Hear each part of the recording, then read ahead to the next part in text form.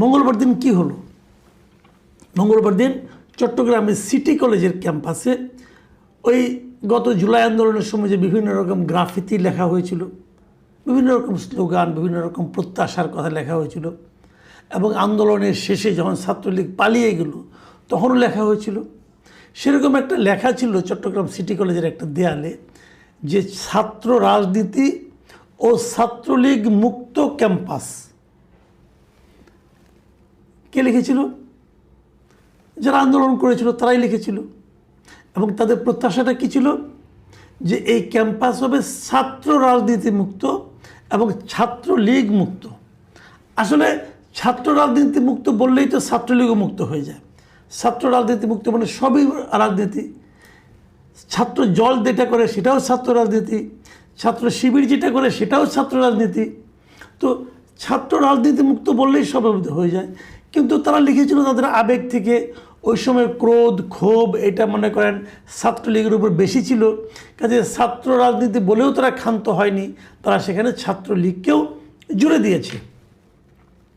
তাহলে প্রত্যাশাটা হলো ক্যাম্পাসে ছাত্র রাজনীতি থাকবে না।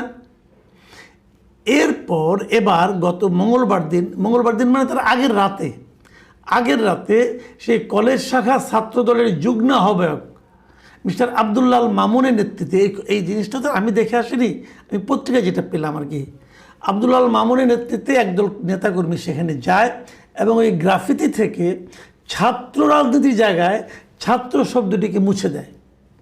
মুছে তার উপরে লেখে যে গুপ্ত। তাহলে দাঁড়ালো কি? গুপ্ত রাজনীতি ও ছাত্রলীগ মুক্ত ক্যাম্পাস। এখন এটা নিয়েই যত সংঘাত। এরপর পরের দিন এটা নিয়ে ছাত্র দল এবং ছাত্র শিবির এদের নেতাকর্মীরা পরস্পরের সঙ্গে সংঘাতে জড়ায় এবং সংঘাতে জড়ানোর পর তারা 2 দফা পরস্পরের উপর হামলা করে। সকালে একবেলা করে, বিকেলে আরেক বেলা করে, এবং এটা খুব ভয়ঙ্কর সন্ত্রাস হয়। এবং ইন্টারেস্টিং ব্যাপার হলো, আমি কোনো মিডিয়াতে পড়েই আমি কিন্তু আসলে জানতে পারলাম না যে আহত কারা কারা হয়েছে, কোন দলের কতজন হয়েছে, জানতে পারলাম না। কেবল এটুকু জেনেছি যে ছাত্র শিবিরের একজনের নাকি গোড়ালি কেটে ফেলা হয়েছে, গোড়ালি নাকি কাটা পড়েছে। আবার ছাত্র দলের একজনের নাকি মাথাও ফেটে গিয়েছে, কিন্তু কারোর নাম নাই।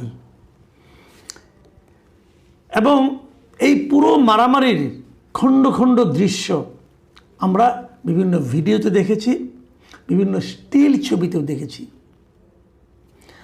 একটা ছবিতে দেখেছি যে একটা ছবিতে আমি বেশ কয়েকটা ছবিতে দেখলাম যে ছাত্রদের হাতে বড় বড় ধারালো তলোয়ার, রামদা এ ধরনের তারা নিয়ে তারা মানে পরস্পরকে আক্রমণ করার জন্য খুঁজে বেড়াচ্ছেন। এখন এই যে পুরো মারামারিটা হয়, এই মারামারির সময় সেখানে কি পুলিশ ছিল না? ছিল। পুলিশ নির্বিকার অবস্থায় দর্শকের ভূমিকায় ছিল। এখন আমি যে কথাটা বলছিলাম যে এটা ছড়িয়ে পড়বে কিনা, হ্যাঁ এটা ছড়িয়েও পড়ছে। এরই মধ্যে রাজশাহী বিশ্ববিদ্যালয়ে দেখলাম ওখানে যারা ছাত্র দলের লোক আছেন তারা বলতেছেন যে তারা নাকি গুপ্ত রাজনীতির বিরুদ্ধে অভিযান শুরু করেছেন, এবং ওরাও দেখলাম বিভিন্ন জায়গায় দেয়াল লিখন দিচ্ছেন যে গুপ্ত রাজনীতি বন্ধ করতে হবে। এখন আমার প্রশ্নটা হলো যে আপনারা ভেবে দেখুন একবার, আমার প্রশ্নটা আপনারাও ভাবুন একবার, যে গুপ্ত রাজনীতি ও ছাত্রলীগ, যে গুপ্ত রাজনীতি কি প্রশংসনীয় কোনো কাজ? যদি কেউ ছাত্র রাজনীতি কেটে গুপ্ত রাজনীতি লিখে, তাহলে এতে কি কোনো একটা ছাত্র রাজনৈতিক দলের উদ্বিগ্ন হওয়ার অথবা দুঃখিত হওয়ার কোনো কারণ আছে? যতটুকু বুঝেছি ছাত্র শিবিরের লোকেরা তো খুব বিক্ষিপ্ত হয়েছে। কারণটা কি? তারা কি নিজেদেরকে গুপ্ত রাজনৈতিক দল মনে করে? তা তো নয়। একটা সময় ছিল যখন নাকি শেখ হাসিনা সরকার ছিল, তখন ছাত্রলীগের চেহারায়, ছাত্রলীগের মধ্যে, ছাত্রলীগের নাম নিয়ে ছাত্র শিবিরের ছেলেরা মেয়েরা রাজনীতি করত। এটা তাদের একটা কৌশলও হতে পারে, তাদের একটা কৌশলও হতে পারে। তা এটা বললেই হয় যে এটা আমাদের কৌশল ছিল। তারা এতে ক্ষিপ্ত হচ্ছে কেন? মানে গুপ্ত নিয়ে ক্ষিপ্ত হওয়ার কি আছে? এই জিনিসটা কিন্তু আমার কাছে এখনও ক্লিয়ার না। তা তো বলতেই পারে যে একসময় আমরা এটা করেছি, এটা আমাদের স্ট্র্যাটেজি ছিল, তা না হলে আমরা সারভাইভ করতে পারতাম না, অতএব টিকে থাকার জন্য আমরা এটা করতে বাধ্য হয়েছি। যদি বলতে পারতো এটা একটা স্ট্র্যাটেজি হতেই পারে, কিন্তু আপনারা ক্ষিপ্ত হচ্ছেন কেন? মানে ওই যে ওরকম আছে না যে ঠাকুর ঘরে কে রে, আমি কলা খাই না জাতীয় আলোচনা। মানে ছাত্রদল তো বলেনি যে আপনি সেই গুপ্ত। ওখানে যদি গুপ্ত লিখে দেয় ছাত্রদল, তাহলে সেখানে ছাত্র শিবির কেন খেপে যায়? এটা কিন্তু একটা খুব গুরুত্বপূর্ণ পয়েন্ট। তার মানে তাদের রাজনীতিতে তারা যে গুপ্ত ছিল, এটাকে তারা নিজেরাও খুব একটা এনজয় করতে পারছে না, অথবা নিজেরাও এটাকে খুব জাস্টিফাইড কাজ বলে মনে করতে পারছে না। এটাকে নৈতিকভাবে শক্ত সামর্থ্য কোনো কাজ বলে তারা নিজেরাও ভাবতে পারছে না। এটাই কি কারণ? হতে পারে এই কারণটা, আমি জানি না। কিন্তু মারামারিটা কেন হলো এটা আপনি আমাকে বুঝান। আজকে থেকে 2 বছর আগে যখন নাকি শেখ হাসিনা সরকার ছিল, তখন এই সিটি কলেজে ছাত্র দল এবং ছাত্র শিবির যারা আজকে প্রবল প্রতাপের সঙ্গে মারামারি করছে, তারা কোথায় ছিল? তারা লুকায়িত অবস্থায় ছিল। কেন? তখন আরেকটা সংগঠনের প্রবল দাপট ছিল। সেই ছাত্রলীগের যারা দাপটের নেতা ছিল তারা এখন কোথায়? মানে একসময় যারা বাঘ ছিল তারা এখন বিড়াল হয়ে পালিয়ে বেড়াচ্ছে, অথবা ইঁদুর হয়ে গর্তে ঢুকে পড়েছে। আর একসময় যারা ইঁদুর হয়ে গর্তে ছিল, অথবা বিড়াল হয়েছিল, অথবা মানে কোকিলের হয়ে বাচ্চা হয়ে কাকের মধ্যে বসবাস করছিল গুপ্ত অবস্থায়, তারা এখন বাঘ আকারে মারামারি করছে পরস্পরের সঙ্গে। একটা কথা ভাবুন তো, যে ছাত্রলীগের ওই মাস্তানরা, ওই বীর পুঙ্গবরা, তারা এখন কোথায়? তারা কেন নেই?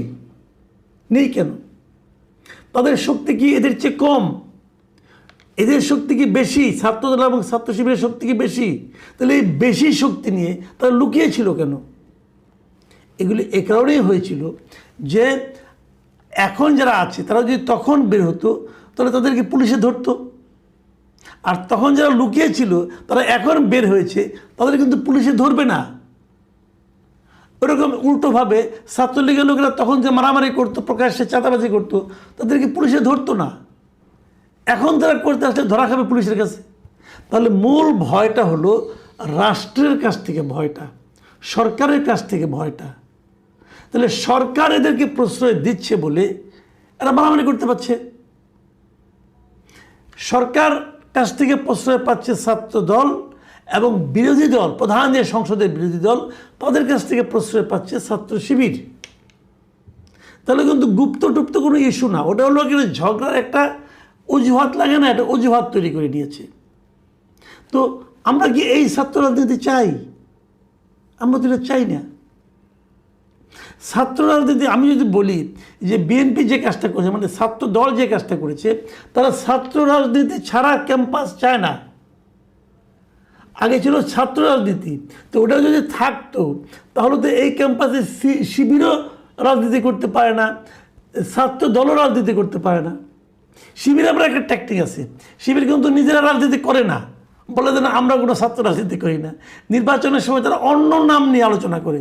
ওই যে গুপ্ত থাকার যে একটা প্রবণতা, তাদের মধ্যে কিন্তু এই প্রবণতাটা এখনও আছে। আপনি ঢাকা বিশ্ববিদ্যালয় দেখেন, অথবা অন্যান্য চট্টগ্রাম বিশ্ববিদ্যালয় দেখেন, অথবা রাজশাহী বিশ্ববিদ্যালয় দেখেন, যেগুলোতে ইলেকশন, ছাত্র সংসদ ইলেকশন হয়েছে, কোথাও কিন্তু শিবির তার নিজের ব্যানারে রাজনীতি করে নাই, তার নিজের ব্যানারে ইলেকশনও করে নাই। আগের টিকে ছিল ছাত্রলীগের ব্যানারে, তারপর রাজনীতি করেছে অন্য একটা সংগঠনের ব্যানারে, এবং নির্বাচনও করেছে ওই সংগঠনের ব্যানারে। এবং তারা ছাত্র দলকেও হলগুলিতে কমিটি করতে দেয়নি, বলেছে যে না ছাত্র রাজনীতি বন্ধ।